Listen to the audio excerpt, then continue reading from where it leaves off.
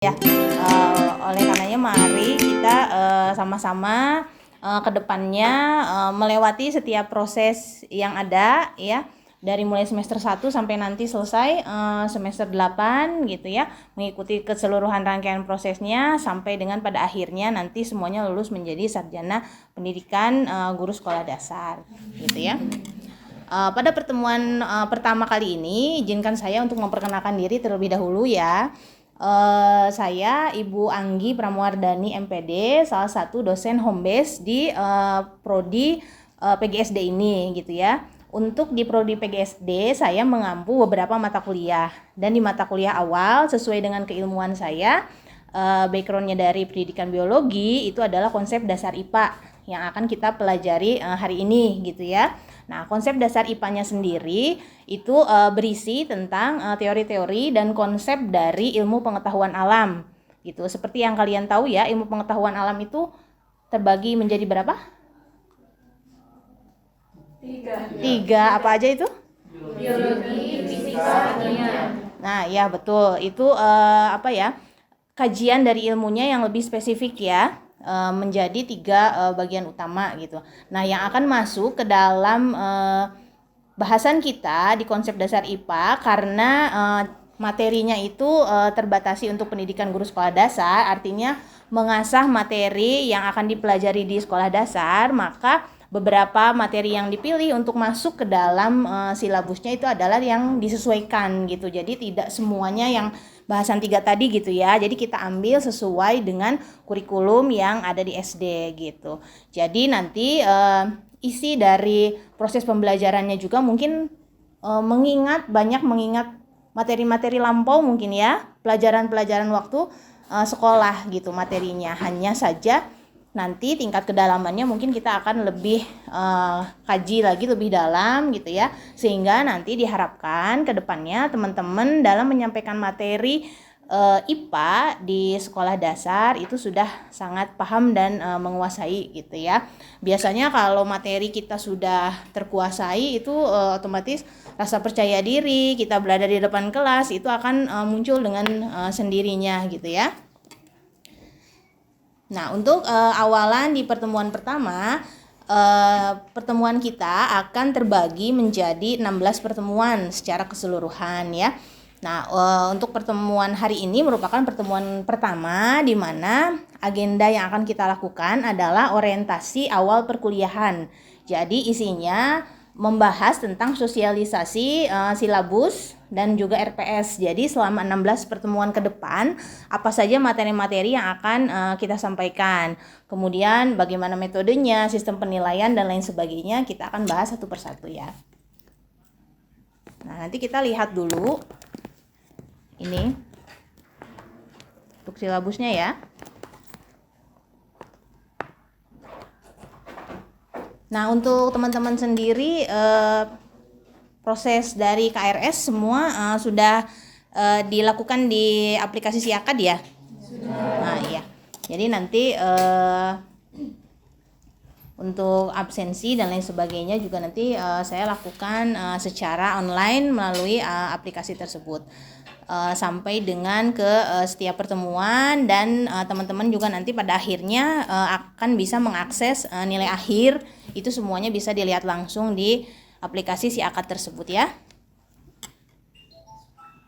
Nah, kita lihat dulu silabus dari mata kuliah ini ya. Nah, mata kuliah ini adalah konsep dasar IPA dengan kode GSD 107, jumlah SKS-nya adalah 3 SKS, dilaksanakan di semester awal. Berarti kalau semester awal itu belum ada mata kuliah wajib sebelumnya ya. Jadi ini benar-benar mata kuliah yang sifatnya dasar di prodi PGSD dan statusnya itu wajib diikuti oleh seluruh mahasiswa ya. Dosen tadi saya sendiri Anggi Pramuardani. Nah, tujuan dari mata kuliah ini, setelah mengikuti perkuliahan, mahasiswa diharapkan dapat memiliki kompetensi profesional berkenaan dengan pengetahuan, sikap, dan keterampilan dalam pengembangan konsep dasar IPA.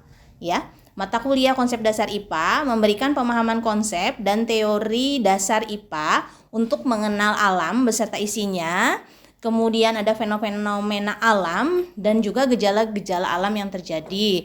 Jadi nanti di dalamnya juga termasuk ke dalam pengenalan kita terhadap makhluk hidup ya, dan dibatasi ya ke tumbuhan, hewan dan juga manusia. Jadi manusia itu masuk kurang lebihnya kita bahas lebih kepada manusianya, sistem daripada tubuh manusia. Nah, ini pendekatan pembelajarannya. Nanti selama proses pembelajaran di mata kuliah ini, pendekatan yang digunakan itu adalah mengacu kepada teori dari konstruktivisme, di mana berbagai metode ataupun teknik pembelajaran bisa digunakan secara bervariasi, bergantian untuk menghasilkan sebuah teknik atau metode yang sifatnya selalu berinovasi ya. Metode dan teknik pembelajaran yang dipilih nanti akan bersifat interaktif. Jadi teman-teman diharapkan interaksinya gitu ya. Tidak hanya mendengarkan mungkin seperti itu ya. Jadi kita lebih mengasah kepada keaktifan juga. Nah, kemudian mengacu pada berbagai macam model pembelajaran yang sifatnya kooperatif dan juga kontekstual. Di proses pembelajaran ini, teman-teman nanti tentunya dituntut aktif, secara kreatif, untuk menemukan konsep ataupun juga keilmuan secara mandiri di awal gitu ya. Karena model seminar dengan metode learning from presentation akan digunakan sebagai model inti. Walaupun nanti di dalamnya tentunya kita akan lebih mengaktifkan model-model tanya jawab, diskusi gitu ya, secara lebih mendalam terhadap materi yang kita bahas gitu ya. Berbagai model pembelajaran baik secara inquiry, discovery ataupun juga berbagai macam kooperatif bisa kita gunakan di sini ya.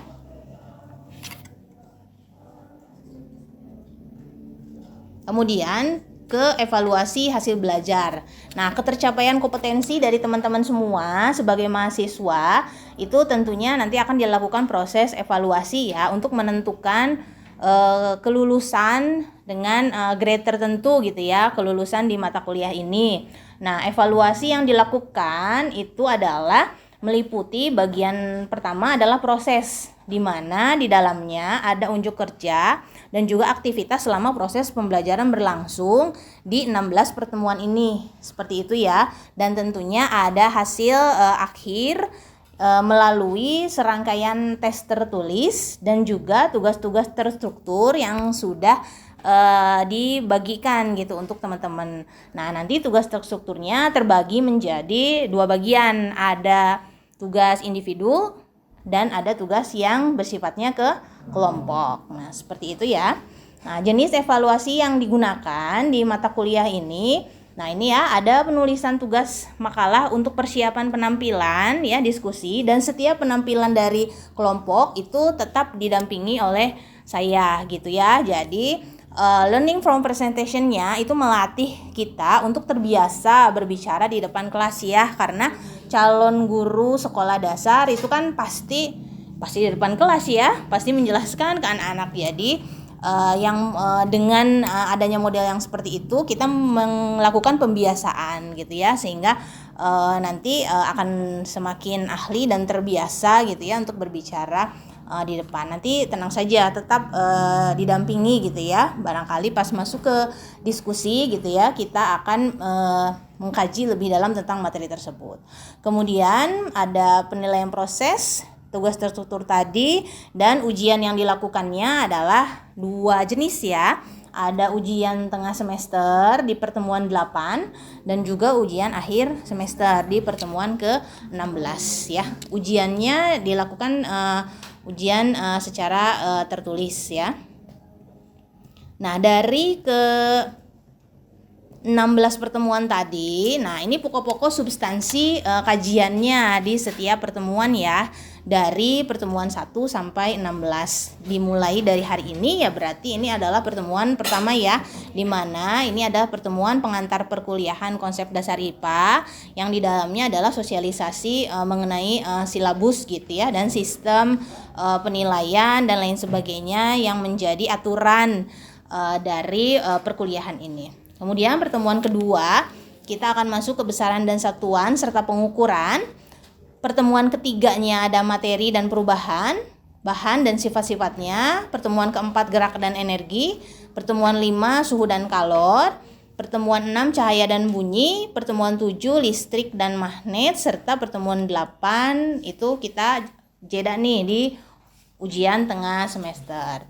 Nah, selanjutnya setelah UTS kita mulai masuk ke bahasan mengenai makhluk hidup ya. Kalau dilihat antara UTS dengan setelah UTS, nah itu ya terbagi menjadi dua pembagi dari spesifikasi ilmu IPA-nya itu sendiri ya. Nah, untuk pertemuan 9 kita mulai masuk ke makhluk hidup dan siklus kehidupannya. Kemudian 10 klasifikasi makhluk hidup, dan selanjutnya yang 11 sampai 15 itu semuanya kita mempelajari tentang anatomi dan fisiologi tubuh manusia. Itu ya. Nah, ini dibagi-bagi lagi karena di dalamnya kan termuat berbagai macam sistem ya. Nah, tubuh manusianya di pertemuan 11 kita belajar ke sistem pencernaan dan transportasi. Kemudian 12-nya rangka dan otot, 13-nya ekskresi dan respirasi, 14 masuk sistem syaraf dan indera, serta 15-nya itu kita tutup dengan sistem reproduksi. Nah, kemudian pertemuan 16 itu adalah ujian akhir semester ya. Nah, media yang digunakan, nah ini kita diupayakan gitu ya, fasilitas yang ada berupa berbagai macam multimedia yang ada itu dipergunakan selama proses pembelajaran seperti laptop, infocus misalnya ya, ada terbantu juga oleh layar. Kemudian kita masuk ke referensi ya, buku apa saja sih yang bisa digunakan di mata kuliah ini. Jadi sebaran yang tadi 16 pertemuan itu kan termuat judul-judul utama ya. Nah, nanti bukunya itu sangat tentunya diperkenankan. Buku apapun yang memuat materi-materi tersebut itu silahkan ya diakses ya. Nah, ini ada beberapa referensi yang memang secara tingkat kedalamannya ini pas gitu ya untuk dikuasai mahasiswa gitu istilahnya ya. Nah, di sini referensinya ada, kalau untuk kebiologiannya kita bisa ngambil Campbell ya, dari jilid 1, 2, 3-nya itu boleh. Kemudian ada Fred George juga, kemudian juga ada Kimball ya. Nah, seperti itu ya.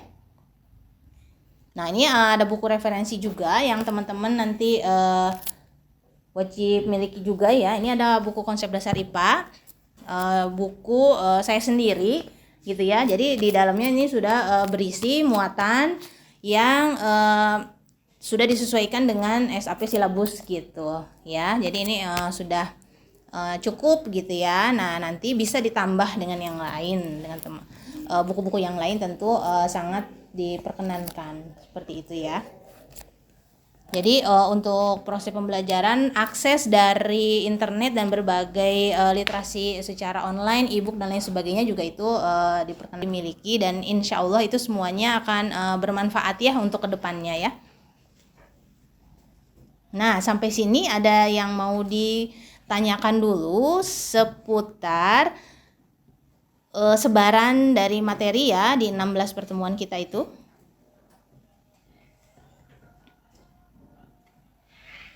Nanti untuk SAP silabusnya juga nanti kita akan share ya,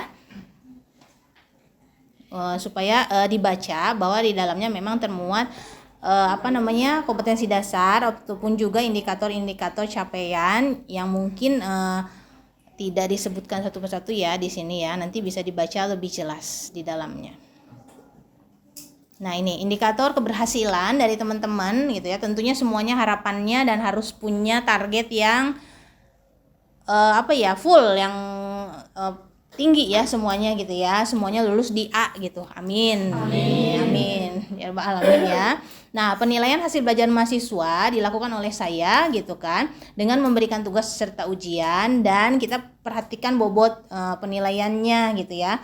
Nilai kelulusan memang diperoleh dengan serendah-rendahnya itu C ya, artinya cukup gitu ya. Tapi kan mengejar kita harus di A ya, harus di A semuanya ya, amin. Nah, kehadiran minimal ini adalah 75%, nah, dan menjadi bahan pertimbangan untuk mengikuti ujian akhir semester gitu. Jadi rekapitulasi 16 pertemuan itu 75% ya diperhatikan kehadirannya ya, di luar hal-hal yang tidak diinginkan ya, seperti hal-hal kemalangan barangkali gitu ya. Berdoanya sih semua sehat walafiat ya, 16 pertemuan tidak ada yang terganggu seperti itu ya. Kemudian ujian akhir semester, ujian akhir semesternya itu merupakan penilaian dengan bobot yang paling tinggi gitu ya, dikarenakan di ujian akhir semester itu isinya berupa tes yang merekap semua materi gitu. Jadi secara beban memang lebih berat ya, berarti 14 ya, 14 materi itu muncul semua gitu di UAS, sehingga bobot dia menjadi lebih besar ya, yaitu 3 kali lipatnya gitu ya. Nah kalau untuk yang UTS itu sifatnya dia dikalikan 2 gitu ya, pertengahan dari pertemuan kita, kemudian tugas terstruktur dan juga penilaian proses ya selama proses presentasinya berjalan. Nah nilainya nanti akan diklasifikasikan berdasarkan grade ya, A, B, C, D, E gitu. Jadi ada konversinya ya kalau di universitas gitu. Jadi nilai dari angka konversinya seperti ini, dimana nilai A itu adalah yang kategorinya lebih dari 80 secara akumulatif nilai akhir ya, penghitungan yang tadi. Kemudian B-nya di 61 sampai 80 dan seterusnya. Seperti itu ya.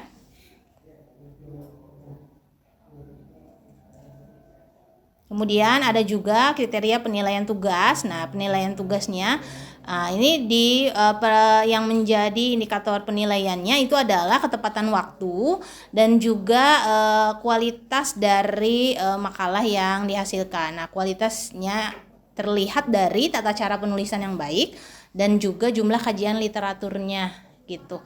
Jadi semakin banyak literatur yang disadur ya dalam makalah tersebut, itu maka tentunya nilainya akan semakin baik. Nah ini kriteria kelulusannya tadi ya, nilai grade A, B, C, D, dan E-nya. Ya, mohon maaf. Bismillahirrahmanirrahim. Assalamualaikum warahmatullahi wabarakatuh. Waalaikumsalam warahmatullahi wabarakatuh. Ya, alhamdulillah hari ini kita ketemu lagi di mata kuliah konsep dasar IPA untuk pertemuan setelah UTS ya, 9 pertemuan ke-9 ya. Nah untuk teman-teman semua, bagaimana kabarnya hari ini? Baik. Alhamdulillah. Ya, alhamdulillah ya. Mungkin kita doakan juga teman-teman yang lain, barangkali ada yang berhalangan beberapa sakit ya, kita doakan supaya cepat sembuh. Ya, sebelum memulai kita ini dulu absensi dulu ya. Aditya. Oke, Bio, Ratmaja, Hilman, Hana, Hani, ya, Rika, Ega, oke, Dewi, Erna, Anggun, Mega, Tisa, ini, tadi, kombinasi masuk ya, alhamdulillah ya. Nah, teman-teman kalau dilihat di sini. Materi untuk hari ini adalah sistem pencernaan manusia. Ini lanjutan dari pertemuan sebelumnya di mana kita telah membahas tentang organisasi kehidupan dan juga komposisi dasar dari manusia itu sendiri. Masih ingat komposisi dasar manusia itu kan terdiri dari 2 ya, ada makro dan mikromolekul ya. Yang makronya apa saja? Makromolekul, jadi molekul yang masuk ke dalam tubuh tapi komposisinya masih besar atau diperlukan dalam jumlah yang besar. Seperti apa? Nah, nasi itu apa? Karbohidrat. Terus teman-temannya apa? Protein. Terus mikro. Satu lagi apa lemak. Nah ya. Jadi makronutrien yang masuk ke dalam tubuh, nah itu kemarin sudah dijelaskan bahwa organisasi kehidupan itu kan kita tersusun dari beberapa tingkatan ya. Dari mulai yang paling kecil, penyusun tubuh kita, sel, kemudian jaringan, lalu organ. Nanti organnya berkumpul membentuk sistem organ, baru ke organisme. Nah, tahapan yang sistem pencernaan ini berarti adalah bagian dari kumpulan organ-organ yang masuk atau mereka bekerja mengerjakan fungsi fisiologis dalam tubuh kita untuk mencerna makanan yang makromolekul tadi. Nah, ini kita hari ini akan membahas ke sistem pencernaan manusia, melihat bagaimana mekanisme urutan jalannya makanan di dalam tubuh. Seperti itu ya. Oke, kita mulai ya. Sistem pencernaan.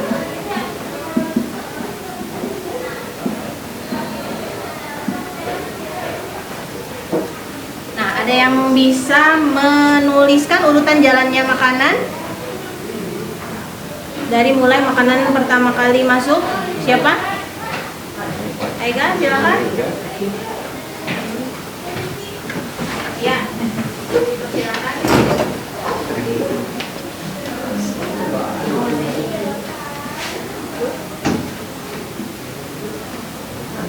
Urutan jalannya makanan. Ya, mulai dari apa berarti makanan masuk melalui tentunya. Iya, pertama. Mulainya masuknya dari mulut. Yang kedua. Iya. Kerongkongan. Oke, lanjut ke siap.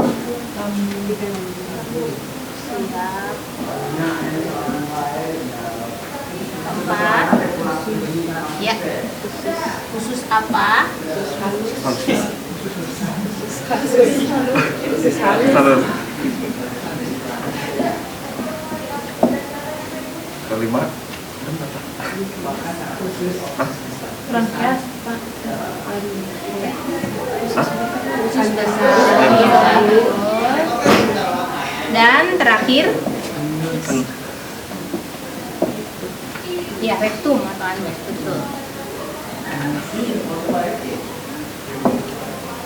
Ya, terima kasih.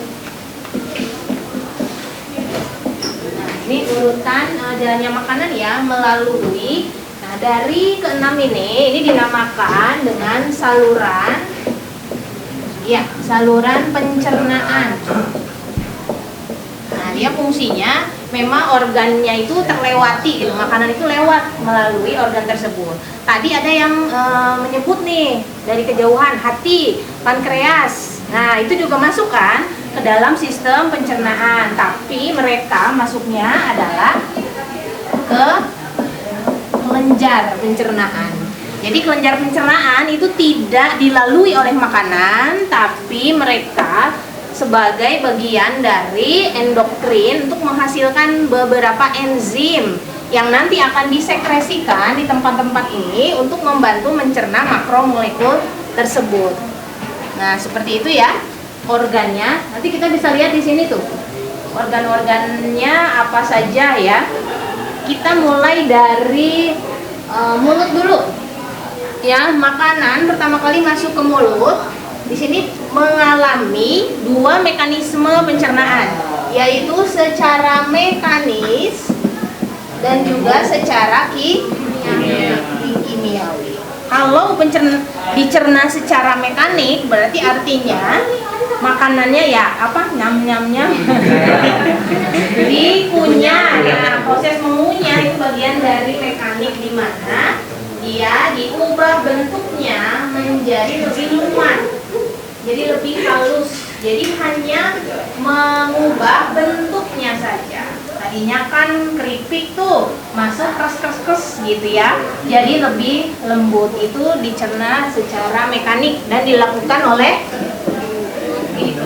gigi. Nah, tapi ada juga pencernaan yang secara kimiawi. Kalau yang kimiawi ada peranan enzim di dalamnya. Nah, kalau enzim dia tidak mengubah komposisi serta struktur kimia dari makanan tersebut, dari yang tadinya makro menjadi lebih kecil ya. Contohnya apa?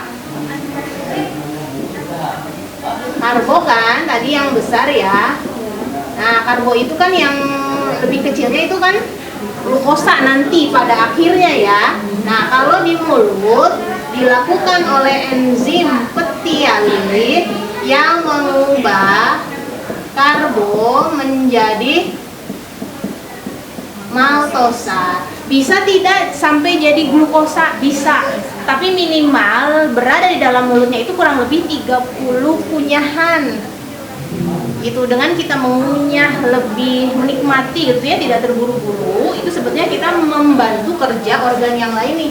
Sehingga untuk unsur karbonya itu menjadi sudah bagus gitu ya, sudah menjadi glukosa. Tapi kalaupun belum sampai glukosa, maka organ yang lain nanti akan bersiap gitu ya. Nanti ada di tahapan-tahapan yang lainnya kalau ternyata hanya sampai ke maltosanya. Seperti itu ya. Kemudian selanjutnya kalau di kerongkongan ini hanya ke mekaniknya saja, di mana terjadinya apa? Peristaltik ya, hanya gerakan mendorong makanan supaya dia nanti masuknya ke lambung.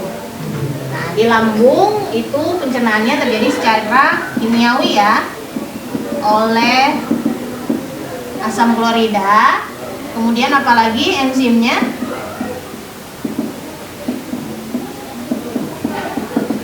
Nah, 3 enzim ini yang ada di dalam lambung ya. Nanti pengubahannya, nah ini ya, dia mengubah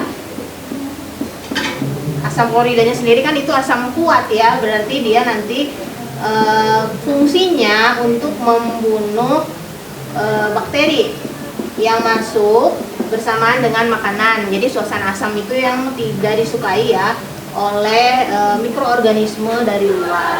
Kemudian reninnya ini mengubah susu menjadi kasein ya, dan terakhir ini adalah protein menjadi pepton. Itu ya untuk di lambung yang terjadi pada lambung. Selanjutnya itu ada usus halus. Nah, di usus halus maka dilanjutkanlah ya ini bahan-bahan yang masuk ke dalam tubuh sudah diubah menjadi beberapa tingkatan. Maka di usus halus dipastikan semuanya menjadi bentuk yang paling bisa diserap, karena usus halus sendiri di dalamnya kan ada usus penyerapan ya, atau ileum ya, di usus penyerapan. Nanti setelah diserap, maka sisa makanan akan disiapkan untuk dikeluarkan melalui anus ya, di dalam usus besar. Usus besarnya itu kita akan simbiosis ya dengan E. coli, kemudian untuk membantu melunakkan sisa makanan sehingga akan lebih mudah untuk dikeluarkan. Sampai akhirnya sisa makanan dikeluarkanlah melalui anus. Nah, itu ya urutan jalannya makanan pada sistem pencernaan. Sampai sini ada yang mau ditanyakan dulu tentang sistem pencernaan? Dipersilahkan. Boleh. Gini ya. Iya. Kalau untuk racun ya, misalnya racun. Nah, racun. Katakanlah cyanida. Nah, itu masuk ke pencernaan, sistem pencernaan atau masuk ke sistem pencernaan kelenjar yang seperti tadi? Oh iya.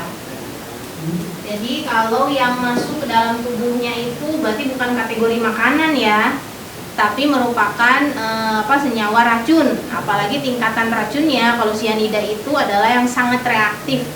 Jadi otomatis langsung langsung merusak sifatnya. Jadi dia tidak akan ada proses pencernaan. Tapi yang berperan dalam gradasi tadi ya, ada racun yang masuk, itu yang pertama kali organnya itu adalah hati.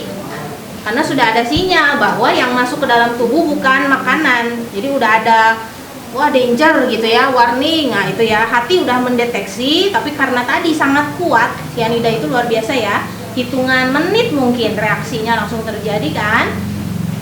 Nah itu biasanya langsung merusak hati. Kemudian fungsi-fungsi organ perlahan langsung seketika gitu ya, tergantung kuat lemahnya tadi racun ya, seketika dia rusak, kemudian terlihatlah gejala. Contohnya apa sih kalau cyanida?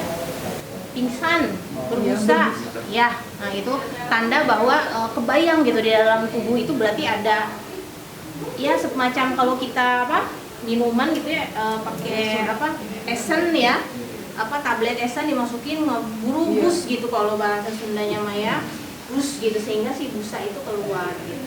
Langsung wassalam misalnya gitu ya, karena tingkatannya jadi tidak masuk ke sistem pencernaan ya kalau racun. Jadi ke hati ya, hati juga termasuk memang ke dalam kelenjar ya dari pencernaan sendiri untuk ke absorpsi lemaknya gitu. Itu jawabannya untuk itu.